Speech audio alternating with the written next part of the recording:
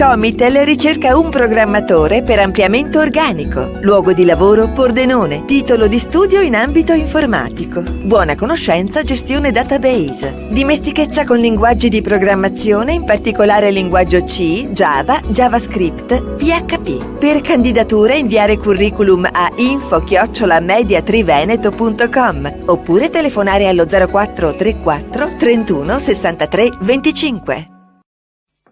Vuoi assaggiare una birra dove al suo interno scopri la specialità tipica friulana? Lumi Beer, il prodotto ricavato in 20 ettari di terreno coltivato orzodistico, biodiversità, performance ambientale. Lumi Beer nelle sue 5 versioni disponibili, 4 per consumo veloce e dissetante e la versione Magnum per intenditori. Lumi Beer si abbina a qualsiasi palato. Lumi Beer è un prodotto esclusivo Azienda Agricola Pancera, il buon seme, i buoni frutti.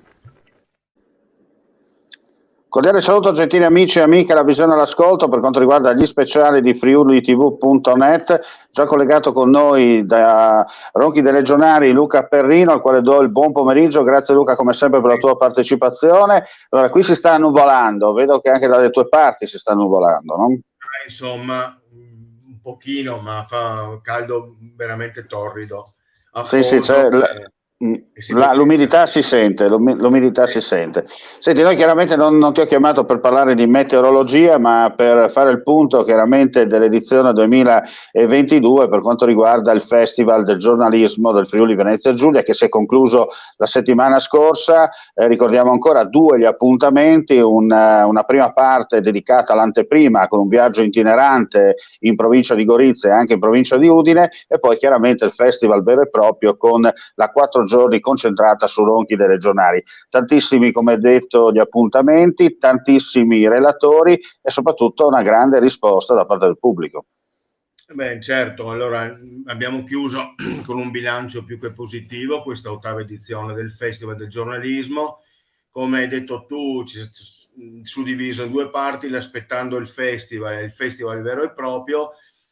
Quest'anno abbiamo avuto 177 ospiti e una miriade di incontri che neanche adesso ricordo, ma quello che è importante è che alla fine della fiera, come si dice, il pubblico ha risposto e quindi abbiamo registrato nelle giornate del festival vero e proprio 7.500 persone che hanno assistito ai diversi panel che abbiamo proposto dal martedì al sabato, quindi un numero di persone importanti. Poi in queste ore stiamo elaborando anche i dati social che sono importanti, seppur secondo me vanno sempre messi a lato delle presenze, perché io sono di vecchio stampo e preferisco le presenze fisiche piuttosto che quelle remote, ma sappiamo bene che il Covid ad esempio è una presenza ancora costante e pericolosa e molti l'hanno seguito da casa.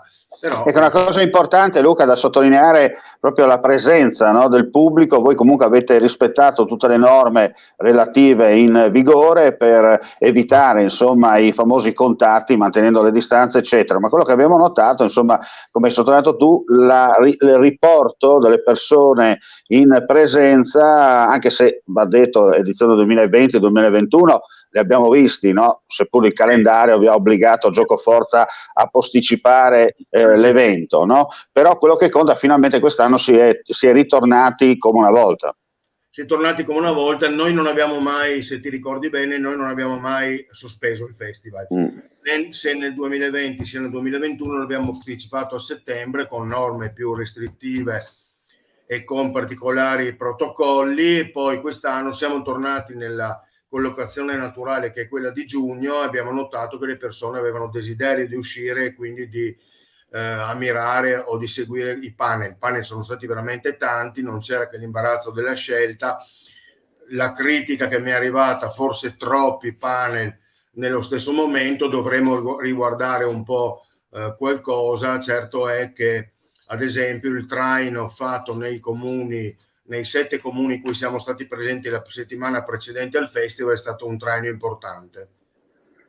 Ecco, hai detto tu, mi hai anche anticipato, l'ho detto anche in apertura, ma per chi magari si è appena messo in ascolto e in visione, c'è stata questa prima parte del festival con l'anteprima dove vi siete un po' allargati rispetto alle precedenti edizioni, no? Avete cominciato con i comuni limitrofi, adesso piano piano vi state portando a Gorizia, Aquileia, insomma si sta sempre più allargando, no?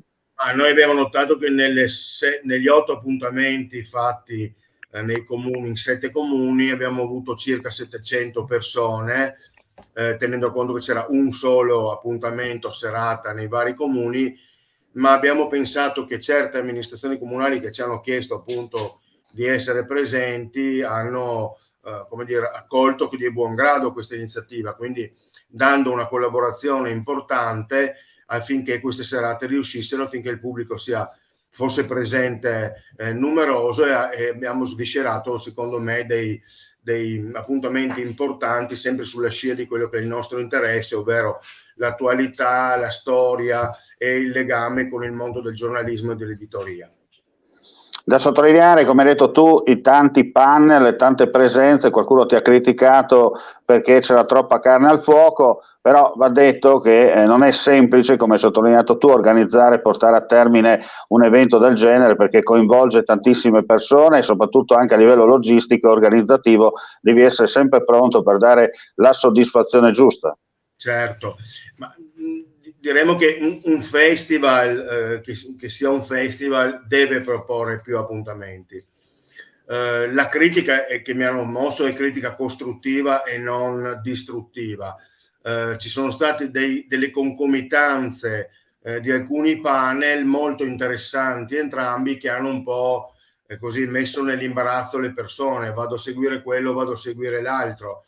Alcuni hanno fatto il pienone entrambi, qualcuno ha sofferto un po' questa concomitanza. Certo. È che per esempio il giovedì abbiamo proposto nel corso del pomeriggio 11 incontri, e devo dire la verità, anche dal punto di vista organizzativo sono un po' troppi, perché le forze in campo sono limitate, perché il bacino nostro ha il limite di un bacino di una cittadina di 12.000 abitanti e di un isontino di 70.000, di una regione che ha 1.100.000 abitanti, quindi dobbiamo sempre fare le debite proporzioni. Va calibrato qualcosa, non va scontentato chi fortunatamente ti chiede di venire al festival e magari arriva all'ultimo momento, gli dà una collocazione alle 16 del pomeriggio del martedì, che con questi caldi è anche difficile far uscire da casa.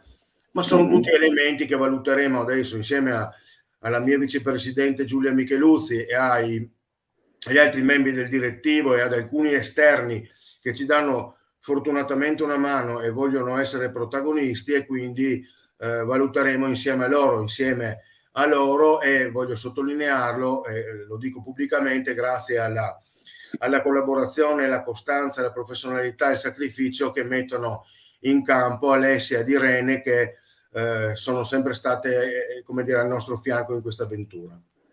Sei già al lavoro insieme ai tuoi collaboratori edizione 2023? No, stiamo chiudendo l'edizione 2022 dal punto di vista finanziario, perché è bene che i fornitori vengano pagati nel più rapido tempo possibile, perché il lavoro va onorato con i pagamenti. Quindi stiamo chiudendo l'edizione dal punto di vista finanziario. Domani il direttivo si riunirà per una valutazione invece dal punto di vista gestionale e di contenuti. Abbiamo, devo dire la verità, ricevuto già alcune proposte per il 2023, ce ne sono già alcune che sono arrivate da tutta Italia, perché comunque il nostro bacino dei relatori e degli ospiti è ormai nazionale e anche guarda fuori dai confini nazionali, ma ci metteremo a lavoro a settembre di buona lena per arrivare alle prossime edizioni, che si terrà a giugno e non sappiamo ancora le date. Chiaro. Senti, chiaramente le ali delle notizie non è che si svolge esclusivamente in quella seconda, terza decade di giugno, ma tutto l'anno avete delle iniziative molto importanti, no, in essere. Assolutamente sì, a parte che adesso sono ancora aperte 3 mostre legate al festival, una nella nostra sede, una a Villa Vicentini Miniussi e una all'Auditorium Comunale. Sono 3 mostre fotografiche che possono essere visitate fino al 15 luglio.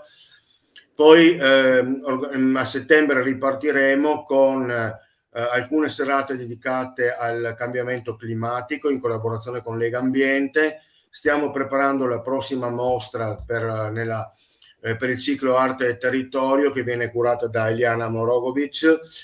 Poi prepareremo punti di contatto verso ottobre e ci prepareremo ad ottobre ancora per una giornata, come le facciamo ogni anno, dedicata alla libertà di stampa e di espressione nel ricordo di Cristina Visentini, e quindi sulla scia che abbiamo iniziato nel 2019, quando l'amministrazione comunale di Roma Sonari diede la cittadinanza onoraria a Matthew Caruana Galizia. Tra le altre cose voglio dire che il 4 luglio sarò a Roma, dove verrò premiato da Articolo 21 proprio per le iniziative che l'Area delle Notizie ha fatto nei confronti della libertà di stampa e di espressione. Poi il 16 ottobre sarò a Malta quale relatore in occasione dell'anniversario triste della morte di Daphne Caruana Galizia.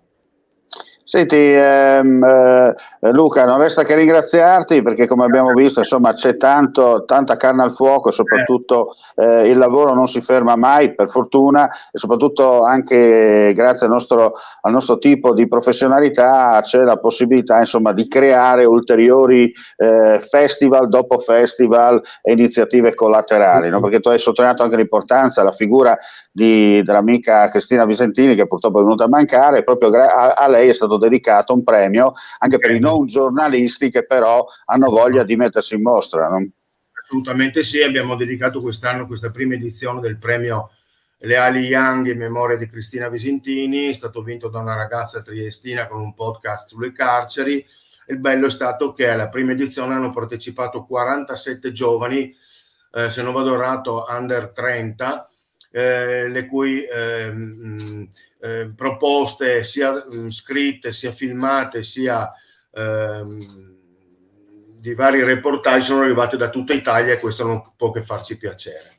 Certo. Bene, grazie Luca, ti lasciamo al tuo lavoro, perché anche tu, insomma, sei abbastanza impegnato e ci sono le notizie, come si dice, in elaborazione. Grazie ai nostri amici e amiche per la visione all'ascolto, e non resta che augurare a tutti voi un buon proseguimento di giornata. Chiaramente nel corso del pomeriggio poi un'altra finestra informativa dedicata alle news dal Friuli Venezia Giulia. Grazie per la visione all'ascolto, mandiamo la pubblicità e non resta che dire mandi, alla prossima. Grazie Omar, grazie di tutto. Dal 2 al 3 luglio 2022 a Forni di Sopra si terrà Profumo di Resina, un simposio con i rinomati scultori che plasmeranno i tronchi dei larici che sono stati abbattuti dalla tempesta Vaia, rappresentando con la loro maestria e creatività l'immagine di Forni di Sopra, terra di scalpellini e collocata ai piedi delle Dolomiti friulane.